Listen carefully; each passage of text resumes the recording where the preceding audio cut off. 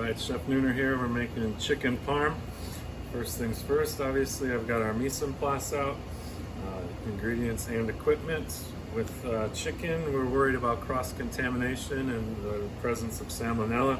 Cross-contamination again just means I accidentally come in contact with this and transfer its bacteria to other areas, specifically like tongs or handles. So we're just going to be wary of that.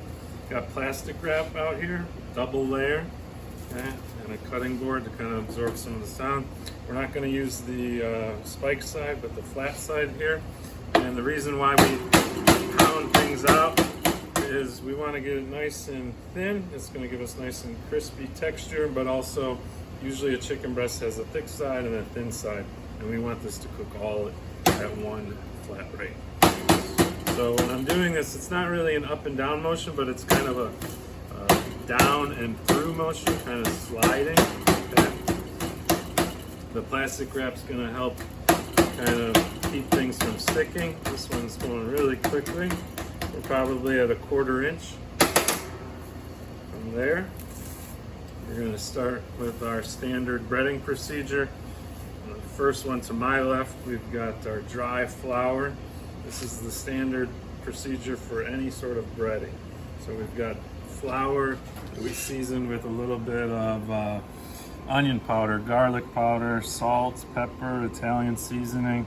And we're going to go in with our tongs, just again to prevent cross-contamination. We want to get flour everywhere. This is going to help the egg stick.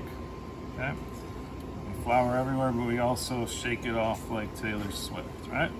Then we go into our egg that's again seasoned, salt, there's a little milk in there, a little Italian seasoning, salt, both sides. Again, you can see that flour helps that egg stick.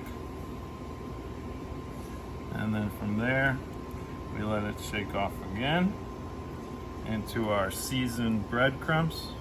Okay, and in here we've got more salt, more Italian seasoning, all that good stuff.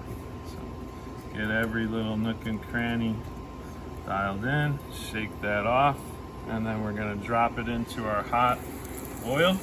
And again, we know it's hot because we see that bubbling occurring on the edges. We're going to let this cook maybe 2 to 3 minutes per side. What we're going to be looking for is browning on the edges before we flip it over.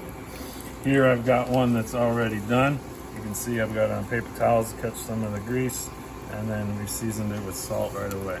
So to assemble this, what we're going to do is we're going to take some of our finished tomato sauce on the bottom of our foil lined tray.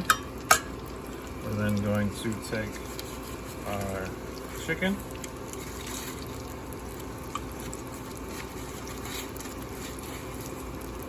Chicken's going to go on top there. We're then going to take just a little bit more sauce down the center. And then we're going to take 2 big pieces of sliced mozz.